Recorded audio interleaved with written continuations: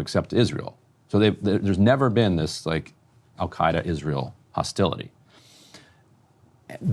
All of this was done in the vain hope of appeasing Israel, that Israel would say, finally, we've gotten rid of the Assad family, which has been our enemy and has refused to reach full agreement with us, even though they did reach various different deals that are in place.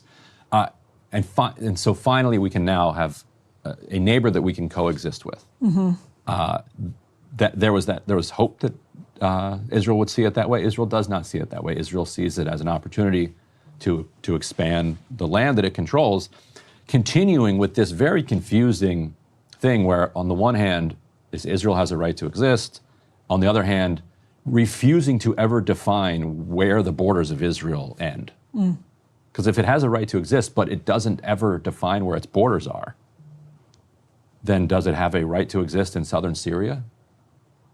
And is southern Syria now Israel? Southern Lebanon now Israel? Meanwhile, there's a mass invasion of the West Bank underway, which we can talk about in a second. But so this is putting pressure on the Syrian government. We can put up C3. So these are protesters marching through Damascus. They are chanting in Arabic, but the translation is, "O beloved Jolani, bomb Tel Aviv." This is indicative of the public pressure that the head of Syria is under from the Syrian public to stop just rolling over for Israel. But it's not really up to him. And you can read the piece by Murtaza Ali.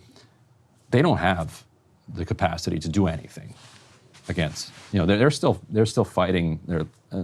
With some gangster elements of the Assad regime that are still around as basically meth traffickers, Captagon traffickers. So the idea that they're going to take on Israel with any seriousness is a fantasy. The real concern that Israel has, and this is talked about in this story as well, is that Turkey is the backer of this new Syrian government, and Israel is worried that Turkey is going to use the foothold in Syria to begin flexing muscles and which is plausible. Yeah, it is plausible, and to re-become the great power in the region, because they've indicated that's their and ambition. also like this period from 1917 with fall of the Ottoman Empire until today is the anomaly in world history. For more than 2,000 years, you had two empires that controlled the entire Middle East, the Byzantine Empire and then the Ottoman Empire. Like just two. Like that's an enormous amount of stability going back to BC. And so you can imagine so nationalism was kind of forced on this region after World War I in a fake way where there weren't really random borders. There weren't random borders and fake made up nationalities with people deliberately pitted against each other so that the West could keep them poor and struggling and extract their resources. If we actually cared about reducing the amount of conflict in the region, you'd probably go back to everybody unified under some type of government.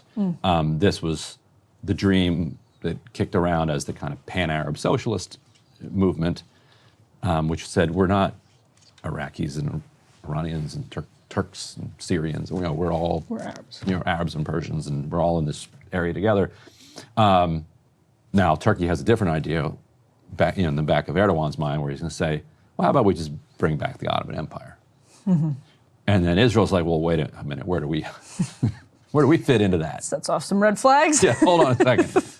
Because this whole area over here of Palestine, when it was in the Ottoman Empire, was not an independent country called Israel. So. And what do we know about both Hegseth and Rubio? What can we assume, or how can we assume they'll handle Israel's move here? Full support, essentially. Rubio's an interesting case because he is completely hemmed in and has basically no authority left, and doesn't even seem like I was for a minute complaining that the State Department wasn't having daily briefings. I'm like, why would I want to go to a State Department daily briefing as if they have anything to share with us, which would imply that they know what's going on. They have no idea. They're learning from us what's going on. Rubio. Because Trump calls the shots in a way that Biden didn't. Like Yes. the Trump presidency calls the shots in foreign affairs in a way that Biden really let Blinken call the shots. Yeah, and very different. Rubio, this is my forecast, got played in the most hysterical fashion. Like Trump plucked him out of the Senate so he could make his daughter a senator from Florida. And the second that she is a senator from Florida, not the second, but give it 45 days, Rubio will be fired as Secretary of State. And so he will have lost the Senate seat. And I don't know. Trump seems very happy with Rubio so far because, I mean... As long as Rubio keeps kissing his butt. But Rubio also plays the role. Yeah. Like Trump, we know that Trump sees these literally as casting decisions. And Rubio has That's true. really so if he keeps playing his the, role, then he can stay in that role. So I think the U.S. is just going to be, as they have been for, ever, just let Israel... Israel said it would withdraw from southern Lebanon as part of the ceasefire deal that we negotiated. The time for that expired, and they said they're not really going to do that. And they then, go invade and bomb Syria. And right now, they are launching. They've sent tanks and a major military incursion into Jenin, into Tulkarm, really trying to wrestle full control of the West Bank. Displacing tens of thousands of people, seizing homes, seizing entire villages and cities, and in the direction of complete annexation of the West Bank. So they're going for it. CPAC passed a resolution last week What was that? about annexation of the for it or against it? Judea and Samaria. They're for it? Yeah. Oh. So we'll see. But that It's not just CPAC to weigh in on another country, just getting to annex territory. I mean, I just say that because it's an interesting indication of where the people who are pressuring the Trump administration are right now. Like they didn't even really have to they didn't even have to talk about that. But it's a priority. So. Yeah.